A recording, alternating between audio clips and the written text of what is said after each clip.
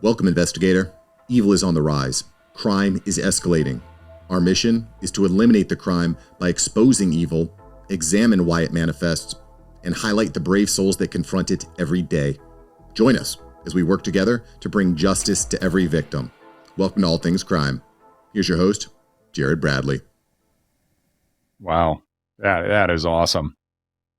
With everything that's going on today, and the border that's going on now, and all the trafficking, I don't know if you've been able to listen to any of my episodes in the past, but I've interviewed the executive producer of The Sound of Freedom, and just the awareness, I think, that the world is coming, just all the news that's coming from the border, and that human trafficking is just such a massive enterprise now. And it just, to me, all these crimes against the children is just sick. And it drives me crazy. As a dad, as a man, it just drives me absolutely crazy. So, at least we got a couple of good stories, and I appreciate you doing that and sharing that. Yeah, and Jerry, this is something I'm very familiar with. At a law school, I was actually hired by a guy named Ali Mayorkas. He was Clinton's U.S. attorney. He's obviously Biden's head of DHS. He's under fire right now. I was on the front lines of the border. I was hired under a Bush administration U.S. attorney, and I worked under an Obama U.S. attorney. And I wish I had an answer for you from a public policy or criminal justice perspective. Even probably on my best day as a drug prosecutor, maybe I was getting 10% of what was coming in. I don't know what the answer is. I wish I did. Some of it obviously is going to be prosecution. Some of it's going to be immigration. Some of it's going to be education, but it's very challenging to work that job because no matter what, no matter who is in charge, it really seems like a war that can't be won. And I'm not trying to get political, but it's tough, especially on the drug side. Whenever we would get someone pretty high ranking in the cartel, your target, you're working on getting this guy for months, sometimes years. You get the head of the snake.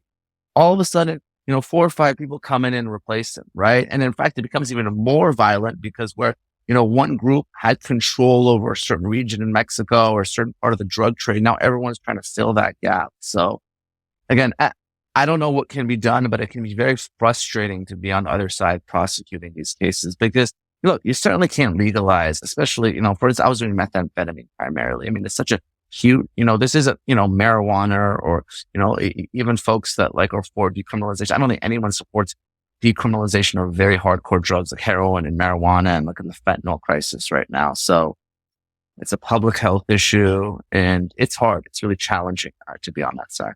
Oh, yeah. I don't know. I agree with you, Neama, that I don't think there's an answer to it, and we'll never get rid of 100% of it because there's always going to be people that want that. And, sure. And that's human nature that it's depraved. And, there's always going to be, the types that want that. They want drugs. They want they have an attraction to children. There's always going to be people like that. And as long as there's always going to be somebody that fills that demand.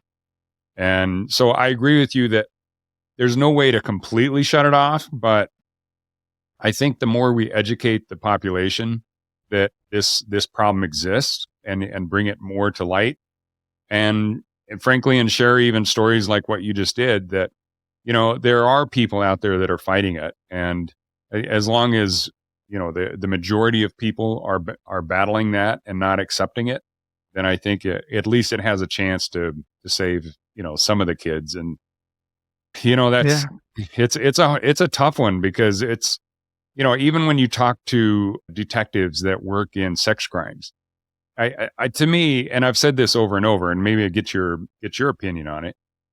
I think crimes against children are actually more damaging to society as a whole than even murder. Because number one, the child usually survives it. But the problem is they're so damaged from that abuse that it reverberates. It's almost like throwing a large stone into a pond. Those ripples go out forever. And and it's like generational. So you're creating problems, not just for that person, but for that family and generations to come. And to me, it's like we spend so much time and resources and effort to solve homicides, and yet the sex trafficking and the sex crimes folks, they almost get overlooked.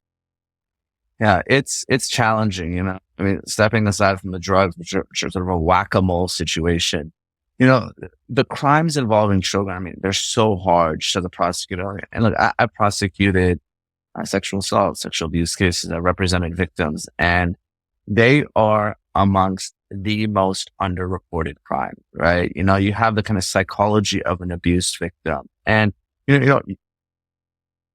and no one's blaming the victims, but I could tell you that for years there has been hesitation on the part of prosecutors to take on these tough cases, right? Prosecutors, they do not like to lose. They're expected to win every case, right?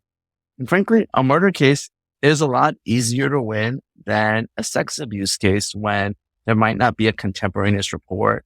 The victim might have denied it for years or not told anyone, right? It's not like a murder case where someone's missing and you got all this evidence and folks want the person convicted, right? Oftentimes it's a he said, or he said, she said type situation. And the cases are challenging. There's not a lot of evidence. I think things have shifted a little bit with some of the Me Too and some of the laws, evidentiary. There's some evidence laws that have changed that have in sex abuse cases that allows more evidence to come in against these perpetrators. We're seeing the statute of limitations open as well. So I've seen a shift in the past 10 years or so. But, if you look at the percentage of sex abuse victims versus compared to the number of convictions, you're talking about less than 10%. And like you said, there's not just the criminal justice part of it. There's a whole cycle of abuse, right? People who are abused, they're much more likely to abuse others. And my wife's been doing this long. I don't want to age her, but now it's reached the point where she has kids that she represented as victims of physical and sexual abuse.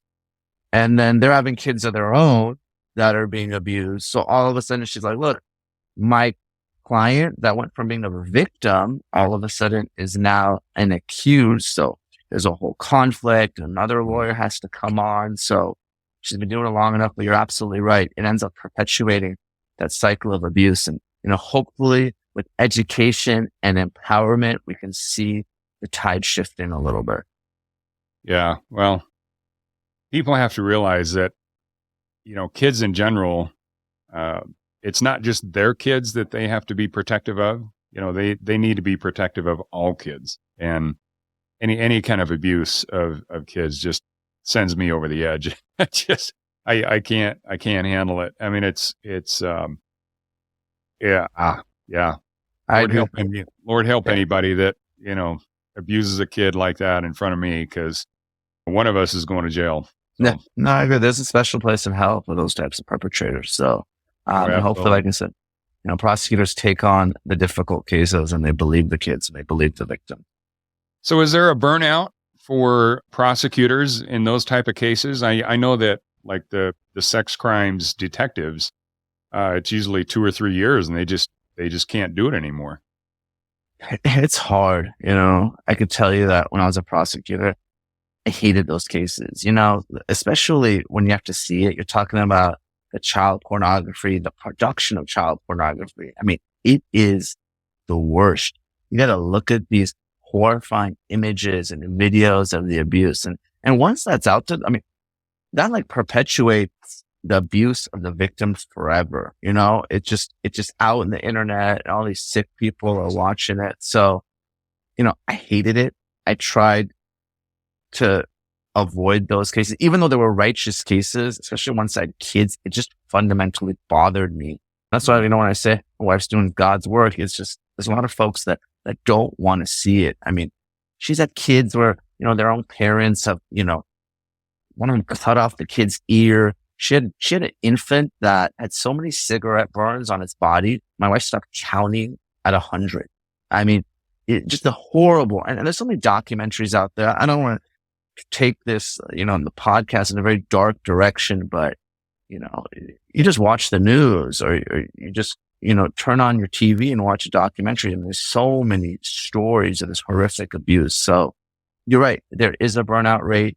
It's very hard to handle sex crimes cases involving adults. You can imagine having to do it when you're dealing with child victims. Oh, yeah. Well, I don't know why, but, it just seems that there's been a string of guests lately that in different capacities. One of them, Jimmy Toro, I think is his name. Sorry, one of my favorite guests, but I interviewed him several months ago, and he was at 4 years old. His own father and some of his friends actually was abusing him and actually buried him. Oh my God. Put him in a casket with a dead body and buried him. And, he almost died just trying to get out of there. And, but amazingly, he actually wrote a book and has gone through years and years of therapy. I think he's in his 50s or 60s now. But he's overcome it. And but it's taken him that long to overcome it. So there is resources and lots of people out there that have overcome it. But geez, how you could do something like that to your own kid is just, I just can't comprehend it. I mean, humans do amazingly abusive and just evil things to other humans, stuff that you would never do to an animal. And yet, I don't know, it's somehow they and a lot of them are just walking amongst the population. It's like you would never know, who is that guy, the Long Island serial killer? Oh yeah, Rex Heuermann, right? Guy in New York that, how many, possibly up to 10 victims, yet he was running an architect business and, just fairly normal guy, wife and kids. And then it turned out he's murdered multiple people. So Rex Heuermann living a completely sort of alternate existence, right? I mean, reportedly his wife's out of town. He engages these sex workers. He taunts some of them and calls their family, as he's killing them. And, obviously there's victims in New York. They're looking into South Carolina. He's got a home there. Spent some time in Vegas, Atlantic City. It might just be really scratching the surface here. Someone had over 300 weapons and, sleeping in bed next to his wife, just kind of walking amongst us. So, you don't see a whole lot of serial killers nowadays. I think law enforcement has an advantage, that they didn't have in the 70s and 80s when it was kind of the heyday of this stuff, the changes in technology and obviously DNA, video, cell phone evidence. But here's someone who went years, and some of it's an indictment of the sheriff's department. They're their own scandals when they were investigating this case. But yeah, I mean, really sad. And it is those types of victims that tend to be preyed upon, right? If one of us goes missing, if I'm gone even an hour, I'm sure my wife's going to be, contacted law. My kids will, have an Amber Alert. But when sex workers go missing, I think unfortunately it's a little bit different, and that's why he was able to elude capture for so long. Yeah, and there's some other, he thinks he's doing God's work by getting rid of prostitutes or something like that, and it's, yeah, some people get just really demented thoughts in their heads, and then they ponder on them so long, and then eventually they act on them, and just weird stuff.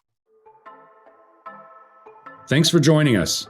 Your attention today brings us one step closer to exposing and eliminating the evil that brings crime to our communities. Hit subscribe and share this episode. Together, we will bring justice to every victim.